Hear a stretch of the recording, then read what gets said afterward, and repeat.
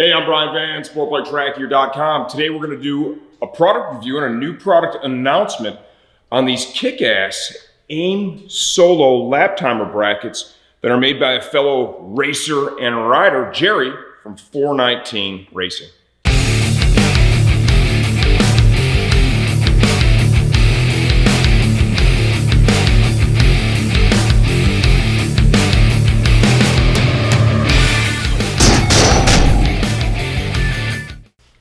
Okay, AiM Solo lap timer. It's the best device on the market, bar none. We sell a lot of them. We use them here. I got one on my bike. Max has one on his bike.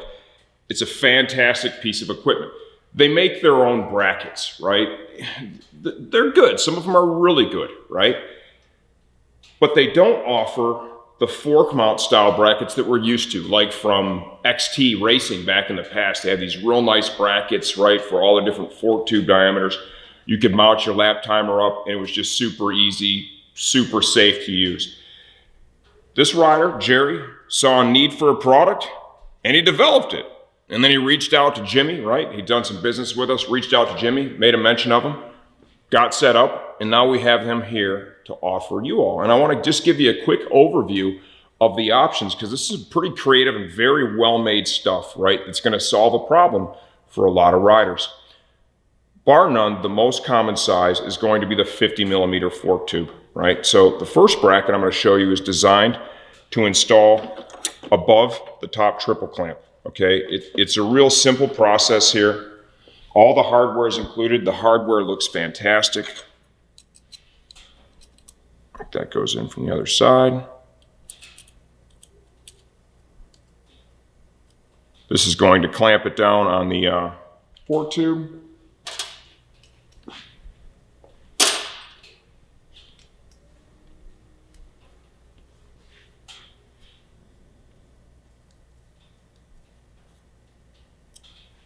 And then we have screws to attach the lap timer.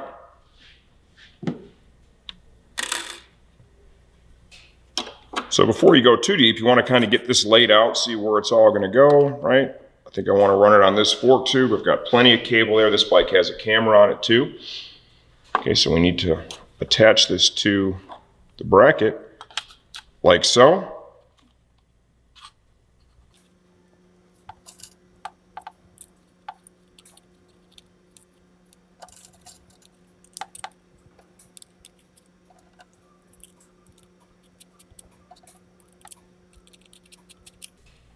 Everything lined up great there as far as attachment to the timer.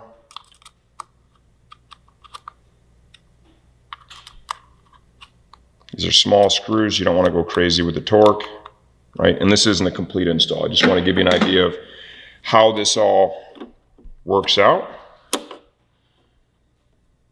And then you'll grab an Allen and you're able to tension this up.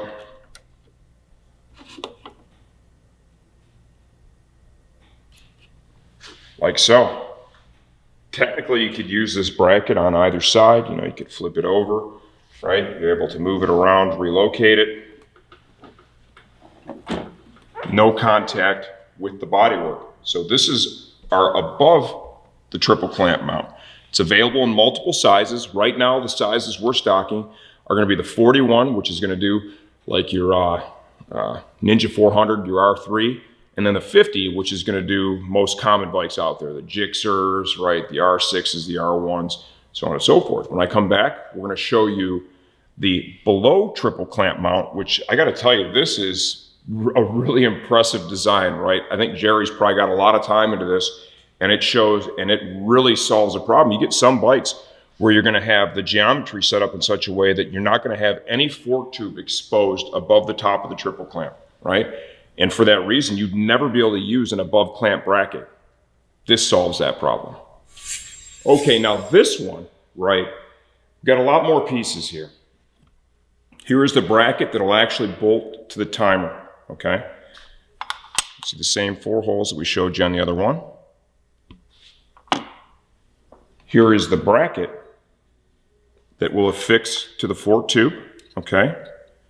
And right here are the mounting holes for the spacer that bridges the gap from the mounting bracket to the bracket for the timer, okay? And you can see this is able to be put on in a number of positions. You're gonna for sure use this hole, and you're kind of able to rotate that up like that. I don't know if these two, now the spacing there is different. So you're for sure in this hole, and then you're able to rotate it to one of these other three to get the right angle.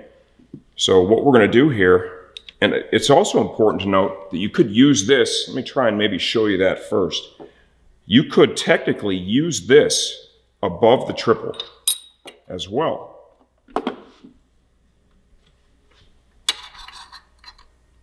He includes hardware with this, right? You see these two tapered head fasteners here that are a lot shorter. And it's nice because this bracket is a little more expensive. I think the first bracket we showed you is 50 bucks. I think this one's 125. But there's a lot more going on here to justify that price.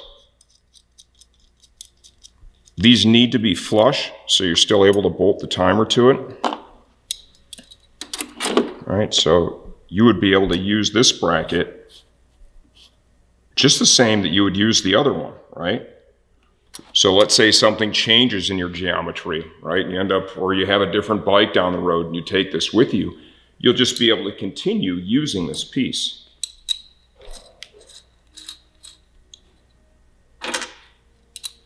I haven't talked to Jerry myself, but I know Jimmy has quite a bit.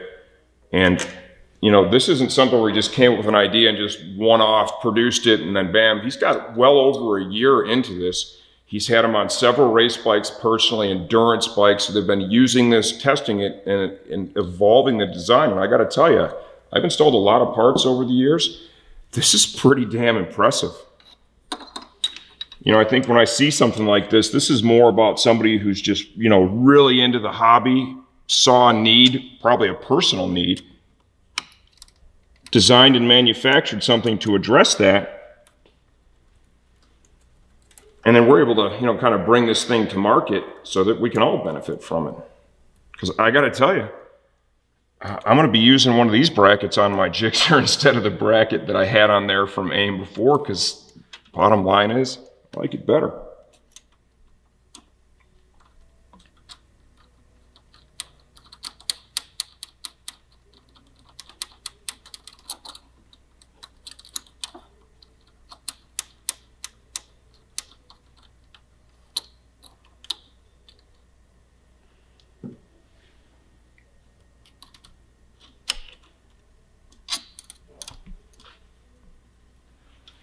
I'm going to leave that a little bit loose. I can still access the fasteners without a problem.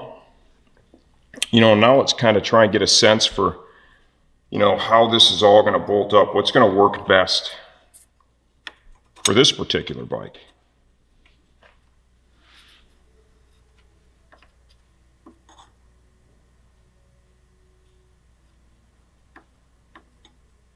I think right there looks pretty good.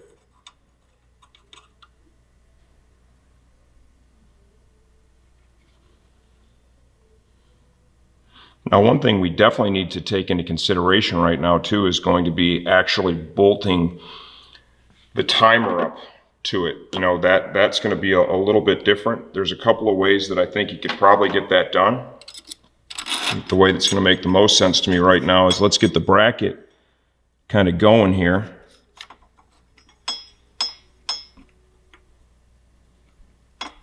And then I'll remove it from the fork tube, and we should be able to then flip it over and get the screws.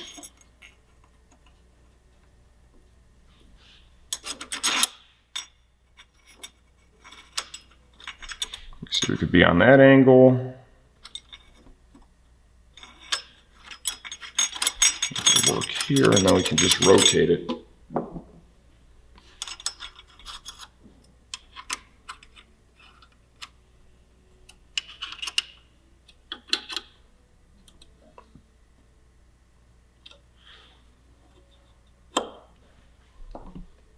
It's going to leave it a little crooked, so let's try this.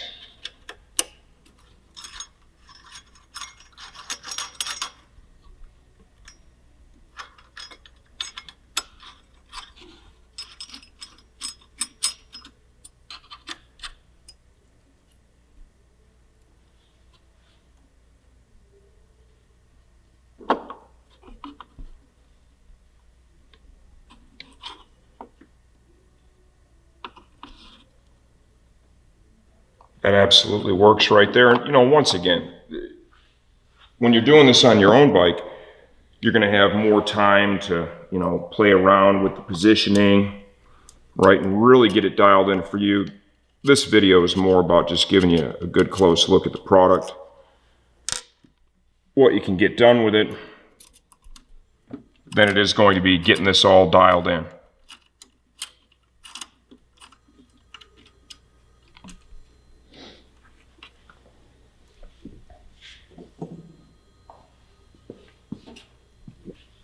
Okay, get that off the fork tube.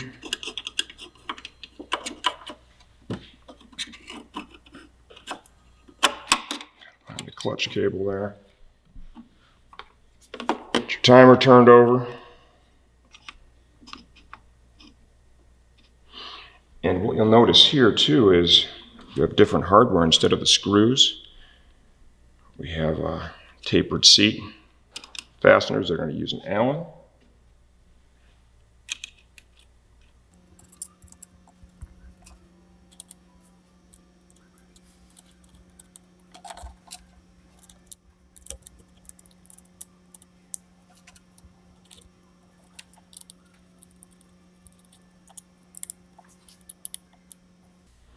Everything there lined up fantastic.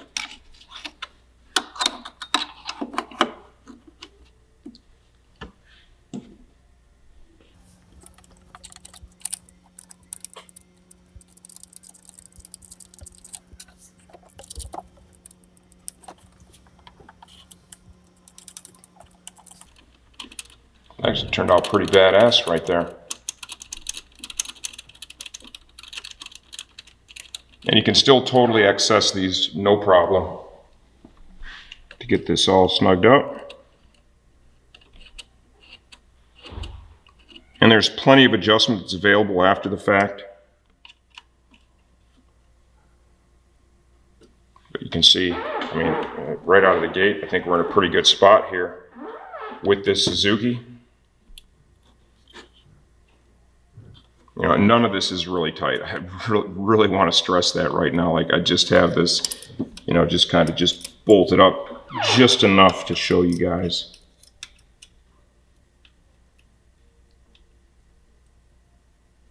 You know, what I would suggest with any one of these above mounts too, you know, is you want to make sure that ultimately, you know, and I have the two bolts that hold the extension. Those are not super tight. Okay, so that's the movement that you're seeing. I would also encourage you to make sure that when the install is done, that the timer and the bracket on the back of the timer is kind of resting on top of the triple clamp a little bit. It's just going to make sure that it's just even all that much more stable for the long haul, right? You could maybe even put a piece of duct tape or something on the backside if you don't want to scratch your top triple clamp. Not much of a concern for a lot of race bikes, but for some riders it might. This is really cool, and this is one of the things I love about this industry is when you see, you know, an enthusiast develop and manufacture a kick-ass part that we can all benefit from it, and then us as a retailer get the opportunity to work with him and bring it to you. That's one of the things that separates motorcycling from a lot of the other hobbies and lifestyles out there. If you have any questions about this bracket, leave those in the comment section of this video. I answer all that stuff myself, and I'm always here to make sure you get the best experience from the stuff you buy from STG.